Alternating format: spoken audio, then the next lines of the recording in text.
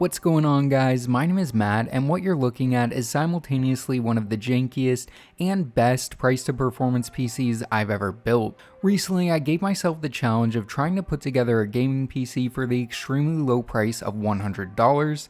Now, this wasn't an easy task and I kind of failed price-wise, as you can see in the title, but I'm really happy with the end result and I'm excited to share with you how this all came together. As a little teaser, this PC is actually able to play Cyberpunk at 1080p with a nearly 60 FPS average, which is kinda crazy. So without further ado, let's go ahead and get into the story behind this $125 gaming beast. So if you're wanting to build an ultra cheap gaming PC, you can go the custom route, and I've done that in the past, but by far the best way to go about this is to buy an old base system, pull out and sell the parts you don't need, then upgrade it with new parts to transform it into a system capable of gaming. After some deliberating and napkin math, I decided the upgrade an old system route was going to be the way to go. The first thing to do was find a base system to upgrade. Hopping onto eBay, I was happy to see a ton of options that could possibly fit in our budget. There were some 2nd gen Ryzen listings I was looking at, but it seemed like the platform to shoot for was going to be for a 6th or 7th gen Intel system with something like an i5. These strike a good middle ground in terms of performance and affordability. After looking at a bunch of different options, I stumbled upon this one, a listing for a quote-unquote not tested HP Pavilion desktop for $50 plus shipping. Now, going for something like this may seem like a bad pick on the surface, but after seeing in the description that it does power on and the fact it has an i7 CPU meant this might be worth the risk. There wasn't a ton of info in the description, but after looking up the product number, I found this PC very likely had a 6th or 7th gen i7, 8 or 16 gigabytes of RAM, a basic NVIDIA graphics card, and a 1TB hard drive. Doing some math, I realized that at the right price, the system could be perfect because I could buy it, then sell off some of the parts in it to make more room in the budget. So what I did was throw an offer out for $25, expecting a counter and hoping to shave at least a little off the initial $50 asking price. To my surprise, a few minutes after submitting the offer, I got a notification that my offer was actually accepted. Now, unfortunately, on top of the $25 for the system itself, I had to pay over $25 for shipping, but all in at $53 for the system, it seemed like a really good deal. After about a week, the package landed on my doorstep.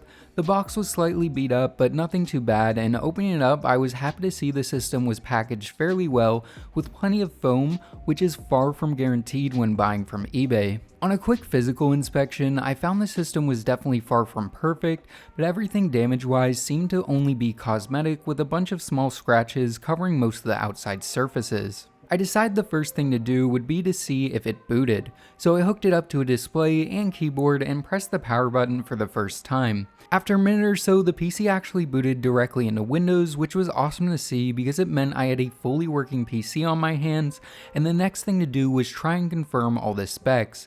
I did go into the BIOS, which confirmed a few things, but I decided the best course of action now was to open the system up and check out the internals. Taking off the side panel is easy as it just uses one captive thumb screw. Pulling it off revealed a surprisingly clean system, which was great to see and meant this PC probably lived a very boring and non-intensive life prior to meeting me. Now, one slightly annoying thing is the fact that all the screws used internally are Torx, which isn't a bit type everyone is going to have compared to something like Phillips. The first thing I pulled off was the hard drive panel, revealing that the system was using a 1TB 7200 RPM Toshiba drive.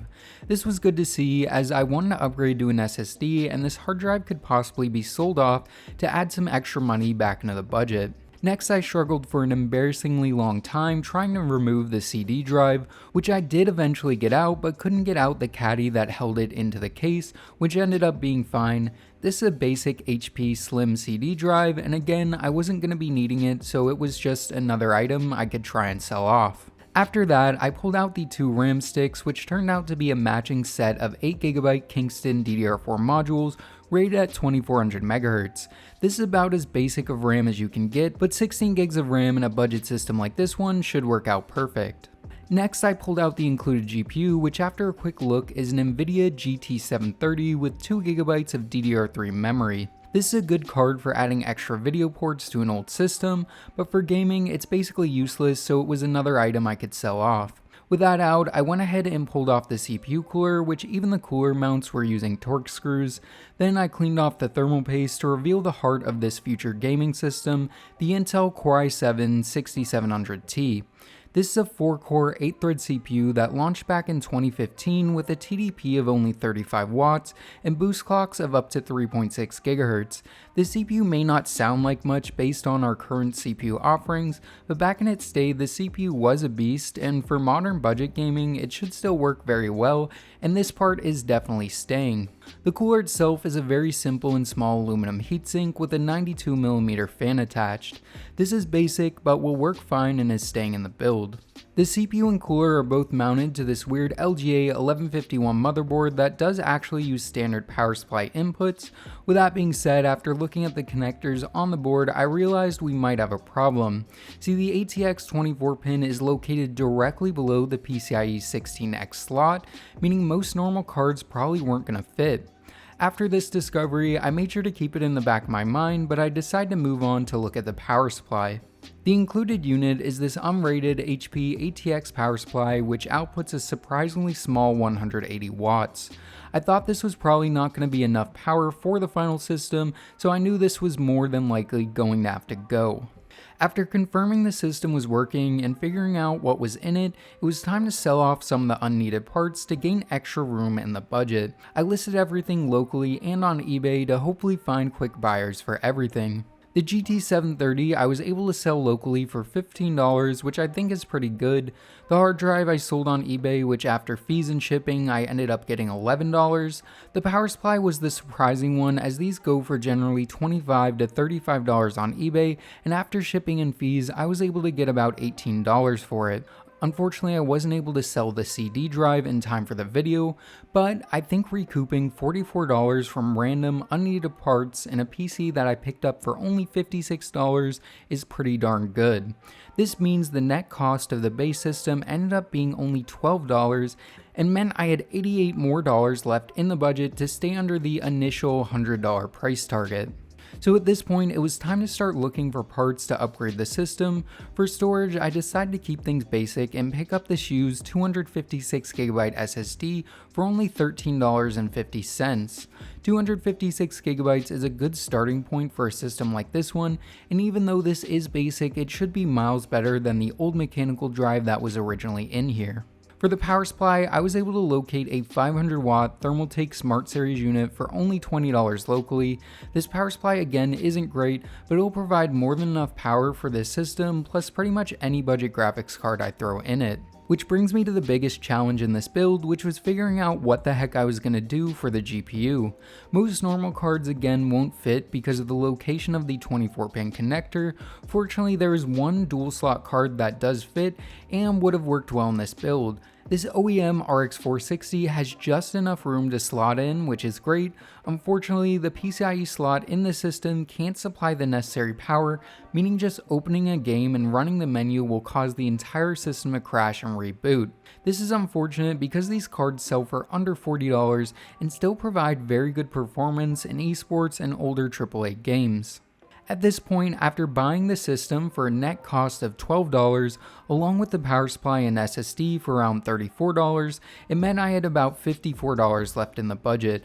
I was really hoping to stay under $100, but I knew the solution I needed was going to cost a bit more than that, so I decided to find a decent GPU and PCIe extender to use in the build. After some searching, I found this OEM Dell GTX 1650 Super, which I was able to negotiate down to $50. This is a big upgrade over the RX 460 with more power and double the video memory, but meant it wouldn't fit in how it normally should.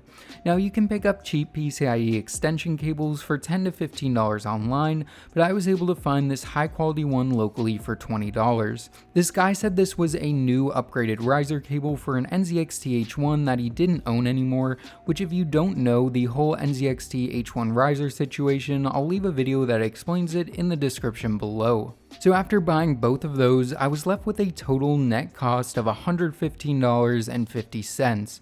Definitely over the initial $100 budget, but still not bad at all for the specs. With all the parts in hand, it was time to finally put it all together. I made sure to put new thermal paste on the CPU and reinstall the cooler. The power supply fit in no problem, and installing the SSD was as easy as plugging in two cables.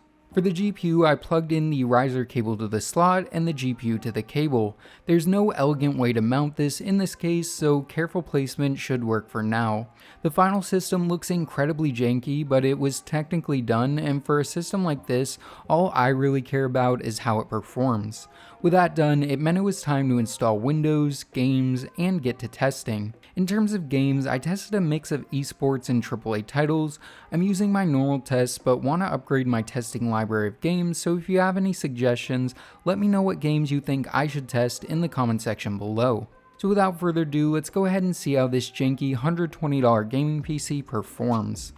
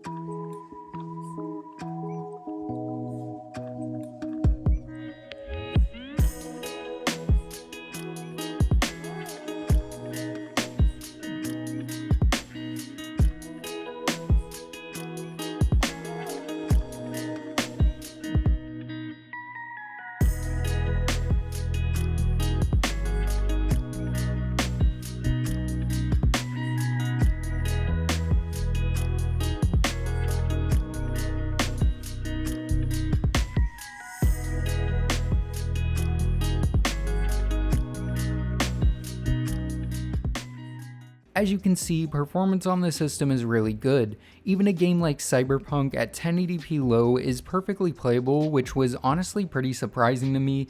In terms of temps, they were great due to 1, these being low powered parts, and 2, there's no side panel because it won't fit on. I definitely would like to find a different solution to mounting the GPU. I think the best thing to do would be to desolder the 24-pin port and solder wires directly from the contact pins to a connector, which would be much more low profile and would allow a GPU to install directly into the slot. With that being said, I don't know if this would be either effective or more importantly safe, but if you guys have some ideas on a good way to mount it, let me know in the comment section below. All in all, for around $120, the system might honestly be the best price to performance PC I've ever built, and just as a reminder, this isn't meant to be a guide and is more meant to show you that if you put in the time, effort, and research, you can put together a capable gaming machine for extremely cheap. Now, there are a bunch of different ways I could have went with this build, so if you would have done something different, let me know what you would have done in the comment section below. So yeah guys, I think it's time to wrap this video up. I hope you guys enjoyed it. If you did, make sure to give this video a thumbs up and consider subscribing. And as always, this is Matt from Tech by Matt, signing out.